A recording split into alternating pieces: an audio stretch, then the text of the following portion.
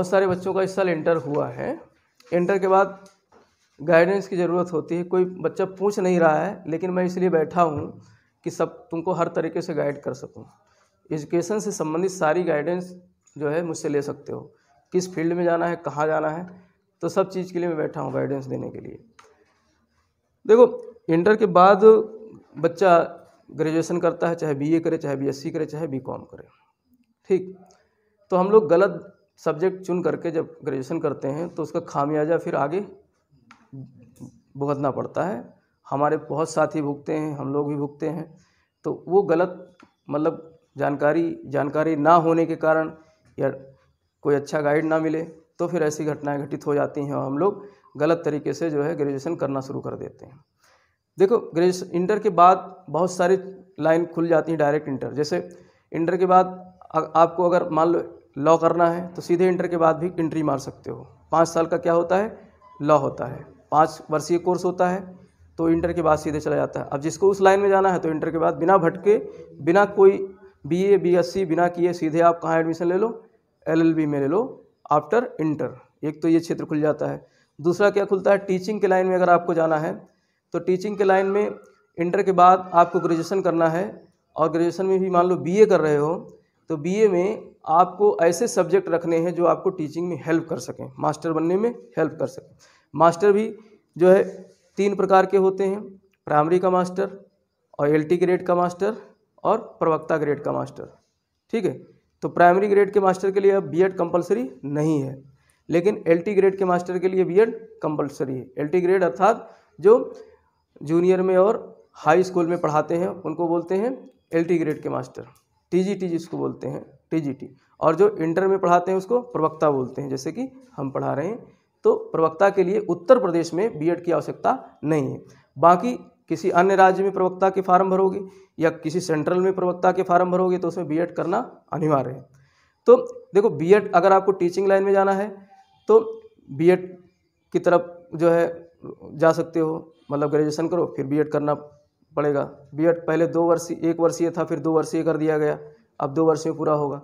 तो उसके लिए अब ग्रेजुएशन में देखो, अगर मान लो आपको टीजीटी में जाना है तो टीजीटी में जैसे हिंदी में जाना है तो उसके लिए संस्कृत अनिवार्य है, संस्कृत होना चाहिए। बिना संस्कृत के वो हिंदी लंगड़ी है तो उसमें नहीं जा सकते हो, प्रवक्ता में भी और टीजीटी में भी। अंग्रेजी में तो कोई दिक्कत नहीं, अगर आपका बीए में अंग्रेजी है तो आप टीजीटी बीएड करके कर सकते हो। लेकिन दिक्कत आती है सोशल साइंस वाले टीचर्स के लिए जो हाई स्कूल स्तर पे सोशल साइंस पढ़ाते हैं। उन्होंने क्या किया, बीए में रख लिया जो है पॉलिटिकल साइंस, दूसरा सब्जेक्ट रख लिया जो है समाजशास्त्र और तीसरा सब्जेक्ट रख लिया जो है दर्शन शास्त्र। अब उनका खिचड़ी बन जाता है, फिर वो कहीं के नहीं रहते हैं। तो हमको देखो 4 सब्जेक्ट में से 2 सब्जेक्ट रखने पड़ेंगे अगर आपको मास्टर बनना है। कौन सा मास्टर, टीजीटी का सामाजिक सोशल का मास्टर बनना है। तो कौन कौन से सब्जेक्ट में से 4 में से कौन कौन से 2 रखने पड़ेंगे, एक तो आपका हो गया अर्थशास्त्र, दूसरा भूगोल, तीसरा इतिहास और चौथा जिसको हम इंटर में नागरिक शास्त्र कहते हैं उसको ग्रेजुएशन में कहते हैं पॉलिटिकल साइंस, उसको ग्रेजुएशन में कहते हैं पॉलिटिकल साइंस। तो पॉलिटिकल साइंस अर्थात राजनीति विज्ञान, भूगोल, इतिहास और अर्थशास्त्र, इन 4 विषयों में से आपको कम से कम 2 विषय ग्रेजुएशन में रखना पड़ेगा। इन्हीं 2 विषयों का कॉम्बिनेशन आपको बीएड में रखना पड़ेगा। फिर बीएड करके तब आप सोशल साइंस के टीचर बन सकते हो। प्रवक्ता बनने के लिए किसी भी सब्जेक्ट का आपको मास्टर डिग्री लेनी पड़ेगी। जिस सब्जेक्ट में आपको प्रवक्ता की परीक्षा देनी है उस सब्जेक्ट में क्या लेना पड़ेगा, मास्टर डिग्री, एमए करनी पड़ेगी, एमएससी करनी पड़ेगी, मास्टर डिग्री लेनी पड़ेगी। और जो है वो कोई भी सब्जेक्ट, मान लो बीएससी किए हो, मैथ था तो मैथ से एमएससी करके मैथ के प्रवक्ता बन सकते हो, ठीक। पहले क्या था, सैलरी में डिफरेंस था, अब सैलरी सबकी बराबर है, चाहे आर्ट साइड का प्रवक्ता हो चाहे साइंस साइड का प्रवक्ता हो, सबकी सैलरी समान होती है। तो इस तरीके से टीचिंग लाइन में जा सकते हो। और उसके बाद प्राइमरी स्तर के टीचर्स बनने के लिए जो है वहाँ पर अब टेट कर दिया है, सुपर टेट कर दिया है। और ये सब परीक्षाएं कब क्लियर होंगी, जब हमारे साथ पढ़ते रहोगे, क्योंकि उसमें सब पूरा सिलेबस यही है।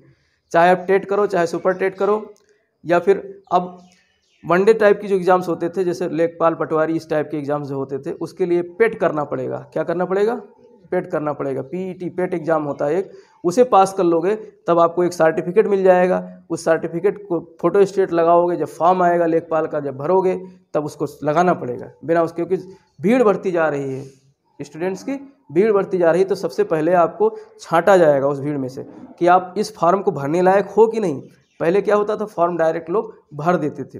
अब आपको उस फॉर्म को भरने के लिए एक परीक्षा पास करनी पड़ेगी, पात्रता परीक्षा जिसको कहते हैं, क्या बोलते हैं, एलिजिबिलिटी टेस्ट, पात्रता परीक्षा। ऐसे ही टीचिंग में भाई पहले टेट और सुपर टेट नहीं होता था, अब टेट, पहले बीएड ही लेकर के और जो है प्राइमरी मास्टर बन जाता था, लेकिन अब टेट पास करो, टेट पास कर लिए फिर बाद में सुपर टेट पास करो, यानी अपने दिमाग को आपको सिद्ध करना है कि मैं सुपर हूँ, तो सुपर टेट पास करो, तब जा करके आप प्राइमरी मास्टर। तो हमको तो मुझे तो इन सारी चीज़ों से अच्छा कौन क्या लगता है, सिविल की तैयारी अच्छी लगती है।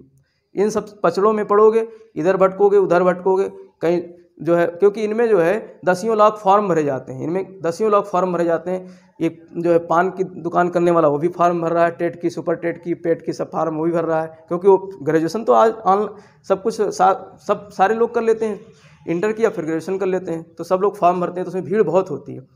तो ऐसे भीड़ में पहली बात तो हतोत्साहित आदमी हो जाता है। लेकिन जो सिविल सर्विस की परीक्षा होती है उसमें भीड़ पढ़ने वालों की कम होती है। फॉर्म तो मान लो 5 लाख लोगों ने भर दिया, लेकिन उसमें भी तैयारी करने वाले सिर्फ 20% होते हैं जो सीरियसली पढ़ रहे हैं, जैसे तुम पढ़ रहे हो। तो उस 20% में केवल फाइट होता है, ठीक है। इसलिए एक सही डायरेक्शन में, सही दिशा में अगर आप सिविल की परीक्षा की तैयारी कर रहे हो, अब सिविल में भी कई ऑप्शन खुले हैं, सिर्फ आईएएस नहीं है सिविल, हर स्टेट का लगभग एक अपना सिविल है। जो हिंदी भाषी क्षेत्र है उनकी परीक्षाएं आप दे सकते हो। उत्तर प्रदेश का तो दोगे ही, आपके पास में राजस्थान है आरएएस दोगे, मध्य प्रदेश है तुम्हारे पास एमपीपीसीएस दोगे, बिहार है पास में बीपीएससी दोगे, झारखंड है हिंदी भाषी क्षेत्र झारखंड दोगे, उत्तराखंड है पास में उत्तराखंड पीसीएस दोगे। तो इन सब क्षेत्रों में जाने का भी मौका मिलता है। और ये सब जो है ऐसा नहीं कि एक ही दिन परीक्षा कराते हैं, सभी स्टेट सर्विसेज सब अलग अलग टाइम में कराते हैं, तो इसलिए आपका जो है दोनों कोलाइड नहीं होंगे, मिलेंगे नहीं, अलग अलग समय में होता है। और लगभग सबका सिलेबस आज के समय में लगभग एक सा कर दिया गया है। और जिन राज्यों ने अभी नहीं किया है यूपीएससी के बराबर सिलेबस, वो आने वाले 1-2 सालों में जब तुम तैयार हो जाओगे तब तक उनका भी सिलेबस एक जैसा हो जाएगा। तो इसलिए बहुत सारे रास्ते हैं उधर जाने के लिए। तो मैं समझता हूँ कि जो है अब डिसीजन आपके ऊपर है। कोई भी बीच में समस्या है, कोई भी किसी भी प्रकार की दिक्कत आए गाइडेंस से संबंधित जो है, तो मुझे बेझिझक मिलो, फ़ोन करो, कभी भी हम जो है गाइडेंस देंगे, ठीक है। सिर्फ पढ़ाना ही नहीं, हम हमारा कि सिर्फ पढ़ाई ही करते जा रहे हैं, बीच बीच में आप इस तरीके से गाइडेंस भी ले सकते हो हमसे। तो उसके लिए भी हम हमेशा सज हैं, तैयार हैं गाइडेंस देने के लिए भी, ठीक है। अब ये बात अलग है कि इस क्षेत्र में लोग जो है जागरूकता की कमी है, नहीं तो अगर मैं इसी क्लास को अपने क्षेत्र में, बहराइच क्षेत्र में लगा रहा होता, फ्री ऑफ कॉस्ट दे रहा होता, तो शायद मुझे बड़ा सा हॉल खुलवाना पड़ता, पढ़ने वाले बच्चों की लाइन लग जाती। और लेकिन यहाँ पर अभी जो है थोड़ा सा जागरूकता की कमी है, लोग नहीं जो है समझ रहे हैं एजुकेशन को। नहीं तो फ्री कोई देता नहीं है, फ्री ज्ञान जो देता है फिर या तो उसकी अहमियत नहीं होती, जैसे मेरी नहीं हो रही, लोग समझते नहीं कि फ्री दे रहे हैं, क्या जानते होंगे मास्टर साहब, कुछ नहीं जानते होंगे, फ्री ऐसे ही पढ़ा रहे हैं। लेकिन जो पढ़ रहे हैं बच्चे उनको पता है मैं क्या दे रहा हूँ।